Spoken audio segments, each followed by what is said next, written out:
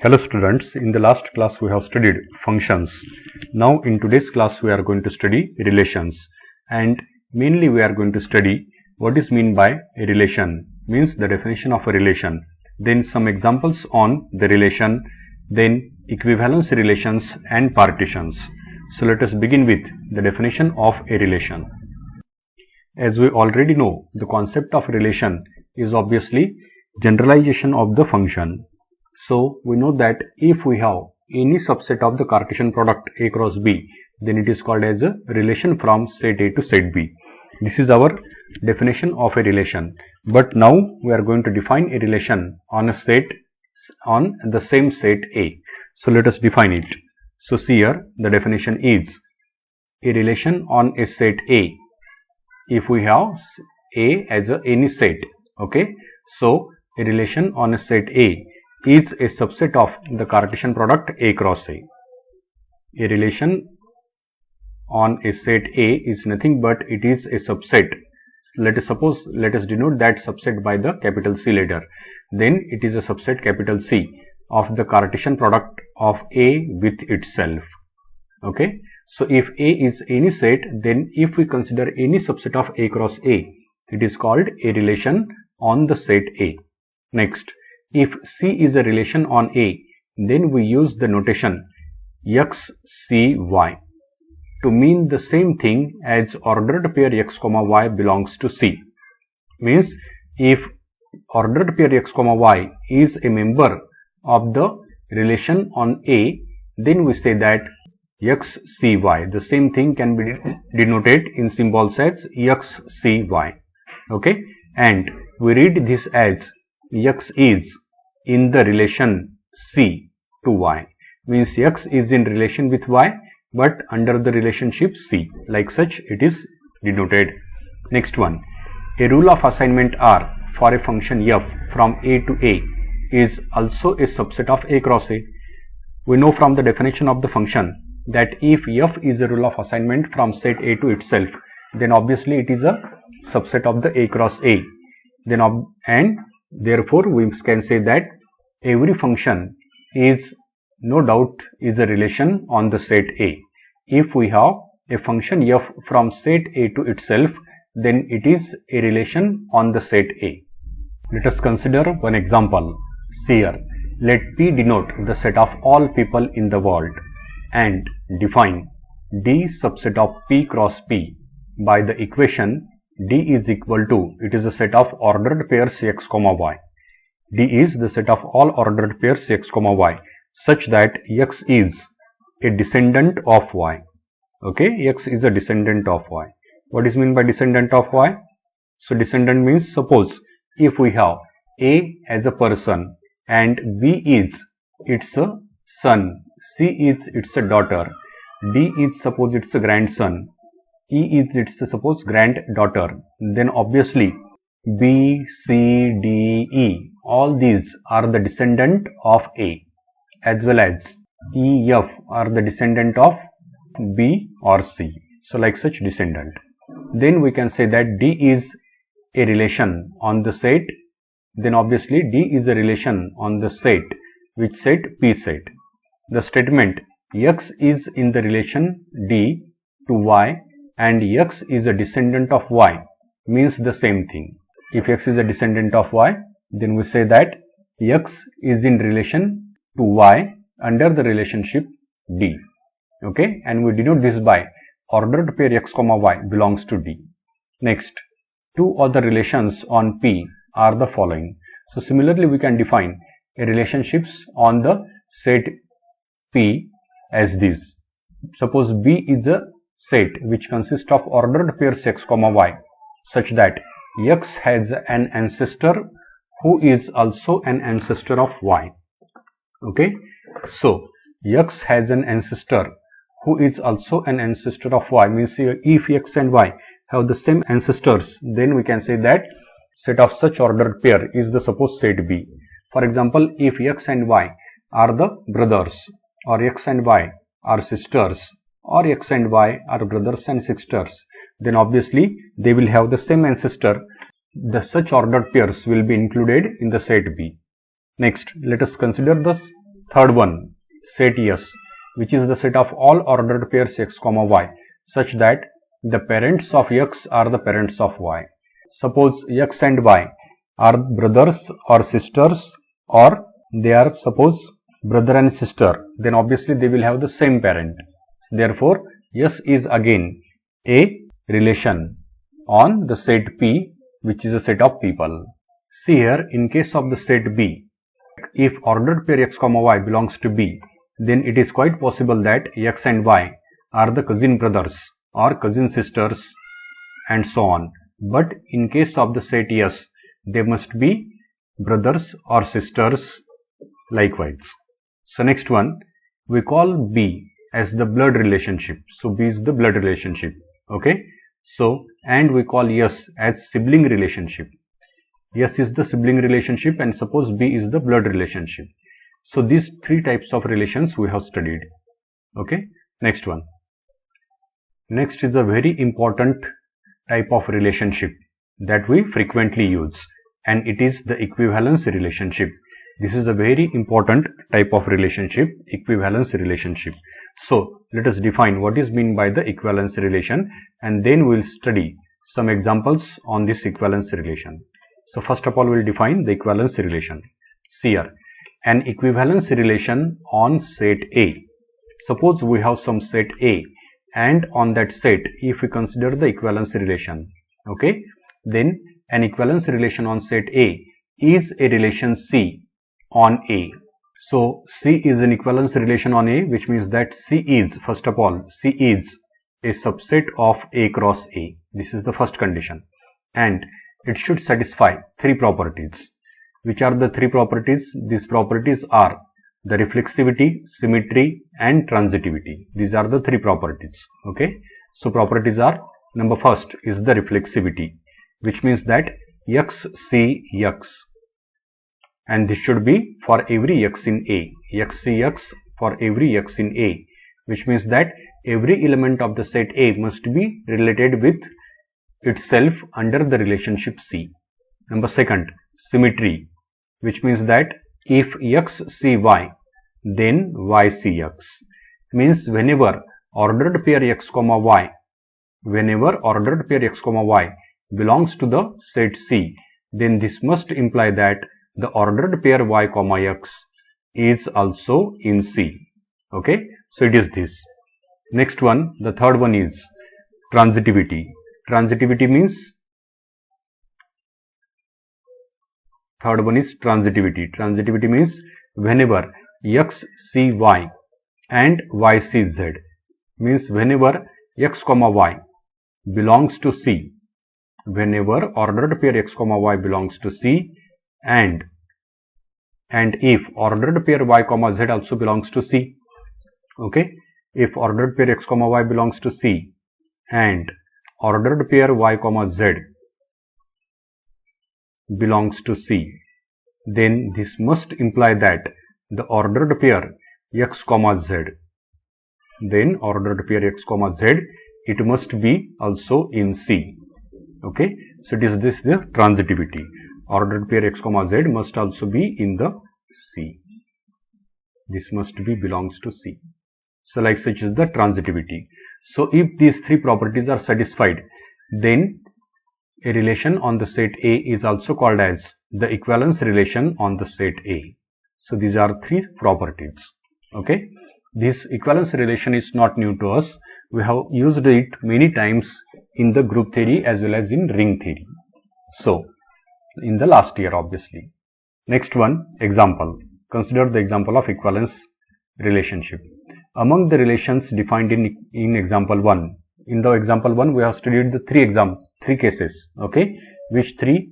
First one was we have considered that of the descendant, then second one of the ancestor, and third one about the parents.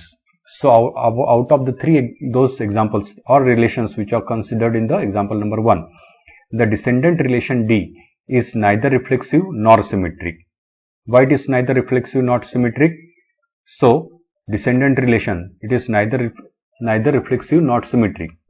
First of all, it is not reflexive. Why it is not reflexive? Because if x if x is any one element from the set of people, okay, then x cannot be descendant of itself. Next one, again it is not symmetric, because if x is a ancestor of y, then y cannot be the ancestor of x.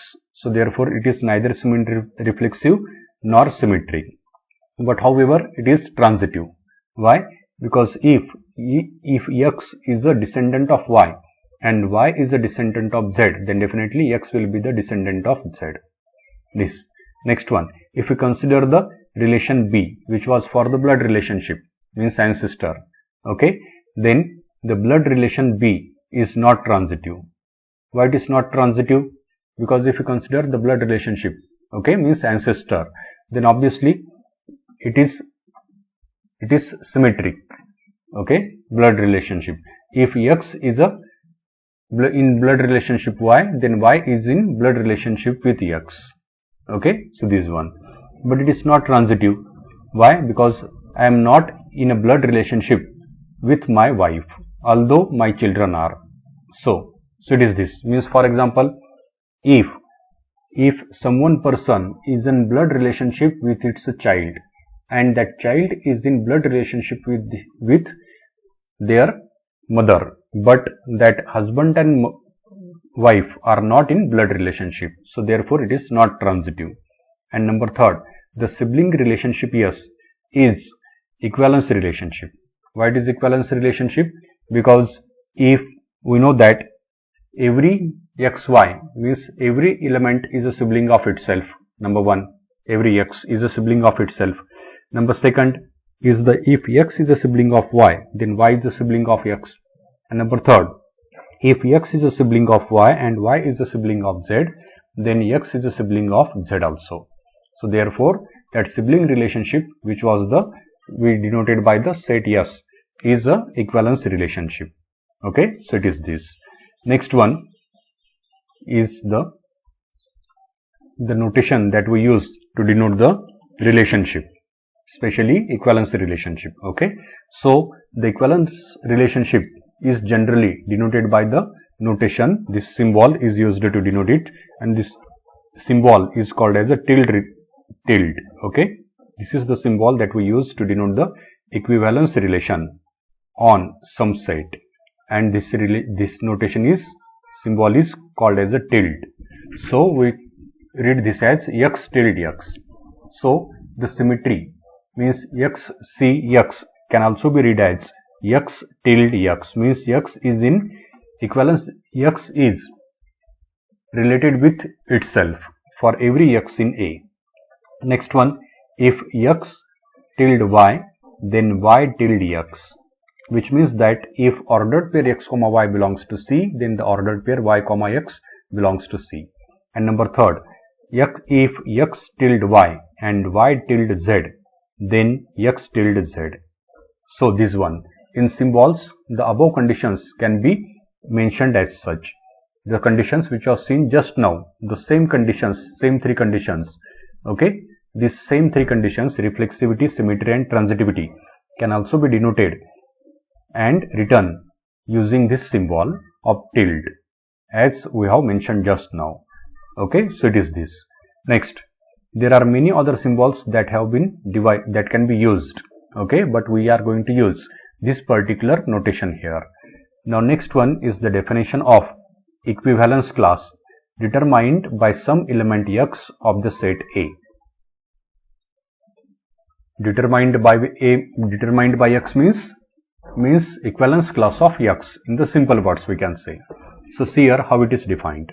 Okay, so if tilde is some equivalence relation on the set A, okay, if tilde is an equivalence relation on the set A, and if small x is some one element of the set A, then we define a subset capital E of the set A called the equivalence class determined by x. Okay, this E is called as the equivalence class determined by x, and that E is defined as E is the set of all the elements y, where y tilde x means all those elements which are in relation with X under that equivalence relationship. Then such set is called the equivalence class determined by X. Next one, the equivalence class E determined by X contains X. This is clear.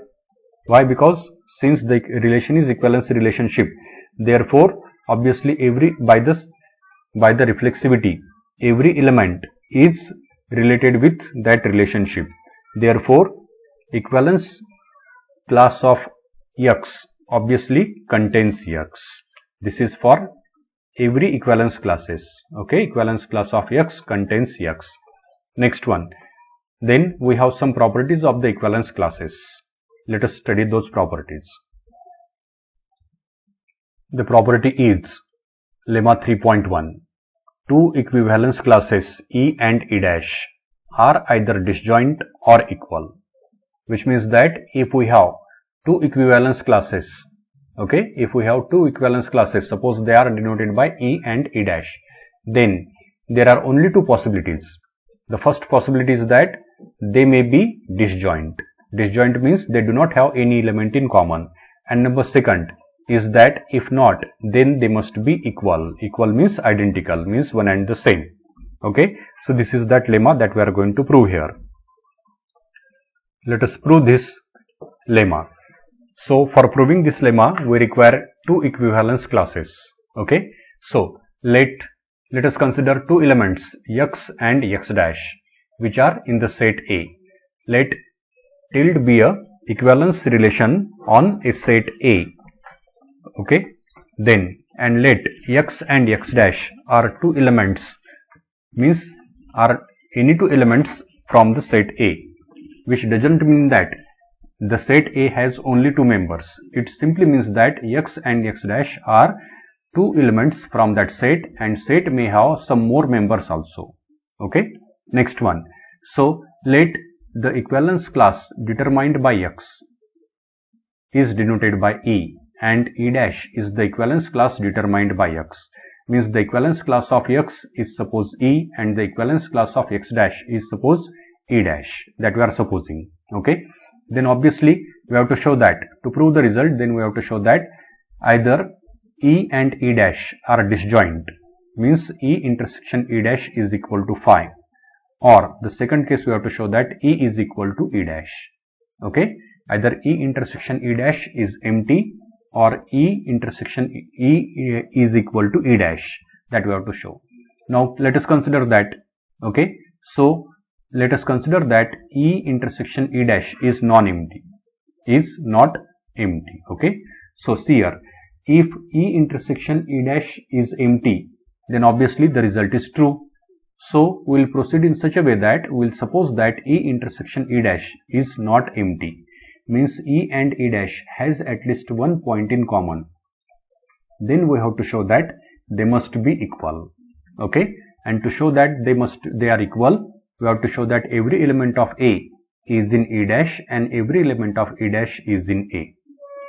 So our plan of action is this as such. Okay, so let E be the equivalence class determined by X and E dash be the equivalence class determined by X dash.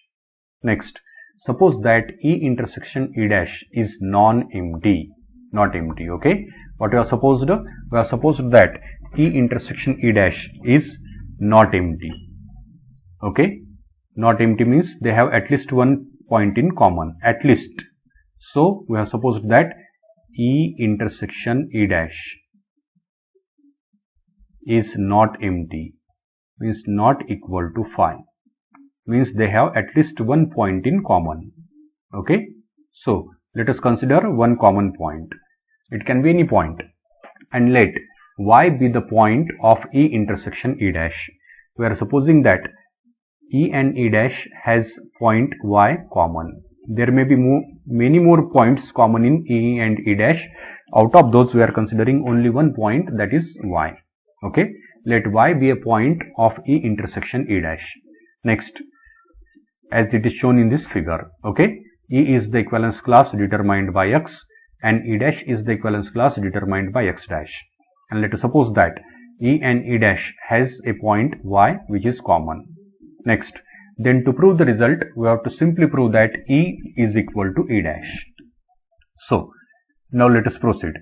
Now, as we have supposed that Y belongs to the E intersection E dash, which means that Y is in E as well as Y is in E dash, then use the definition of equivalence class determined by X and equivalence class determined by X dash also. Then as Y belongs to E and E is the equivalence class determined by X, then by definition we have X tilde Y tilde X, which means that Y is in relation with X under that equivalence relationship. Okay, and similarly again as Y belongs to E dash, which means that Y belongs to the equivalence class determined by X dash, and which means that Y is in relation with X dash under the same relationship, means Y tilde X dash. Next, now by the symmetry, okay, we know that as tilde is a symmetric relationship, as it is an equivalence relationship, it is symmetric relationship also. So by the symmetry X tilde Y, okay, by the symmetry Y tilde X implies that X tilde Y, and again Y tilde X dash implies Y tilde X dash, okay, implies X dash tilde Y. So what we got here? So two things we have obtained here. First one is that Y tilde X, this one by the symmetry Y tilde X implies that X tilde Y, this is okay, so this implies that X tilde Y, and again by the symmetry Y tilde X dash implies X dash tilde Y, okay, this. But we will use these two things. Which two things? First one X tilde Y, and second one Y tilde X dash. Now as the relation tilde is the equivalence relationship, then obviously it is transitive also, and as it is transitive, therefore Y tilde, therefore X tilde Y, and Y tilde X dash, these two combinedly implies that, okay. So these two, which one? As it is a transitive relation, it is equivalence relationship, means it is transitive also. So therefore these two combinedly implies that X tilde X dash, okay, X tilde X dash means X is related with X dash under that equivalence relationship, and obviously which means that by the definition of the equivalence class determined by X, this implies that X dash belongs to the equivalence class of X, okay. So which means that obviously E dash is a subset of E. Similarly, now if W is any point of E, okay, now if W is any point of E means equivalence class determined by X, then we have W tilde X, means W is in relation with X under that equivalence relationship, okay, W tilde X. Again by the transitivity we have W tilde X dash, okay, W tilde X dash, which means that obviously combine these two, W tilde X and W tilde X dash. So these two combinedly implies that every element of E is also an element of E dash, okay. So therefore what we have, therefore E is a subset of E dash as well as E dash is a subset of E, and both these combinedly implies that we have two sets E and E dash, each one of which is a subset of the other, okay. So which means that they must be equal by the definition of equality of sets. So we have E subset of E dash as well as we have E dash subset of E, so which means that E must be equal to E dash, okay. So like such we have proved the theorem, this lemma. So next one will define what is meant by the partition of a set, okay. Let A is any set, then a partition of a set A is nothing but it is the collection of disjoint non-empty subsets of A, okay. It is a collection of disjoint non-empty subsets of A whose union is all of A. Okay, see here how we are defining the partition. A partition of set A. If we have set A, this one, if we have the set A, then it's a partition is nothing but it is the collection of disjoint non-empty subsets of A whose union is all of A. All of A means whose union is equal to A. What does this mean? This means that suppose if we have the set A, okay, for instance its members are, suppose X, Y, Z, R, S, T. Okay, suppose this is the set A. Now if we have the set B which has the members X, Z, R. Suppose we have the set C which has members S, Y, and suppose we have another set D which has members T. Okay, then if you observe here, obviously B, C and D are pairwise disjoint. Means if we take any two out of these three sets B, C and D, then obviously they are disjoint. They do not have any element in common. Okay, and if we take the union of B, C and D, then it is equal to A. What we observe here? Here we observe that B intersection C is equal to phi, number 1. Then B intersection D, it is again equal to phi. Next one, C intersection D. Okay, C intersection D.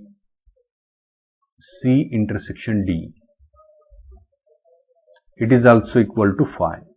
Okay, which means that if we take pairwise subsets, these sets, okay, then they are disjoint.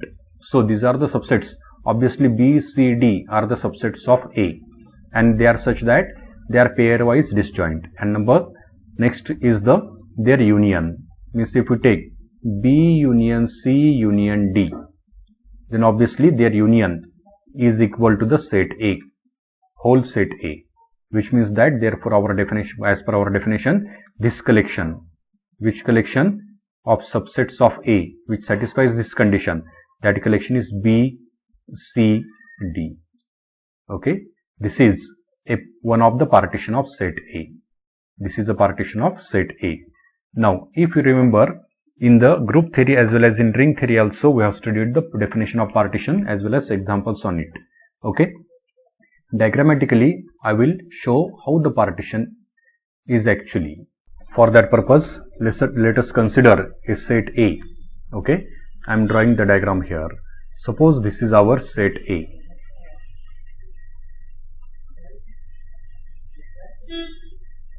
A is a given set.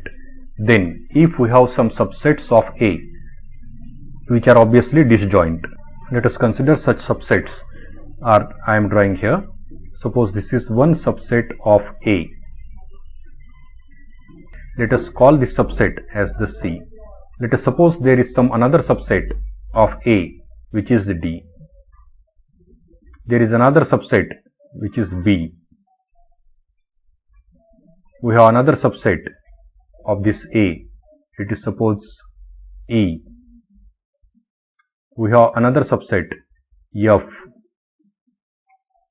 G,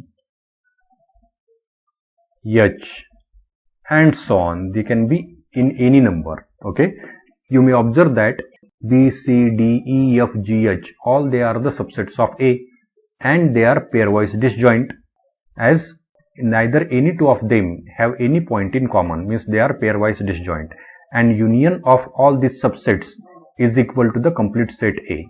So therefore this is one of the example of partition of a set. And remember that if we have an equivalence relation on the set A, then if we consider the disjoint equivalence classes, then obviously they form a partition of the set A. This is an important property. Okay, if we have a equivalence relation defined on a set, Then under that equivalence relationship, if we consider distinct equivalence classes, then their collection forms a partition of the set A. Definition and examples of partition is not new to us. We have already studied in detail definition as well as examples on partitions in the group theory as well as in the ring theory in second year algebra. Now let us consider some examples depending on this partition as well as equivalence relationship so as to clarify this concept. See here, example number 3. Define 2 points in the plane to be equivalent if they lie at the same distance from the origin. Okay, how we are defining the relationship? We are defining the relationship as the 2 points in the plane. We are saying that they are equivalent if they lie at a same distance from the origin. Then clearly this relation is reflexive, symmetric and transitive. Why? Because if we take, suppose x, y, z are the 3 points which are at a same distance from the origin, then obviously we know that every point is at a same distance from the origin, means x tilde x. Number second, if x and y are at the same distance from the origin, then obviously y and x are also at the same distance from the origin, means symmetry. And finally, we'll consider the transitivity. If x and y are at the same distance from the origin and y and z are at the same distance from the origin, then clearly x and z are also at the same distance from the origin. Therefore, this relationship which is defined in the example number 3 is equivalence relationship, as it is all reflexive, symmetric and transitive. Therefore, it is equivalence relationship. Okay, equivalence relationship.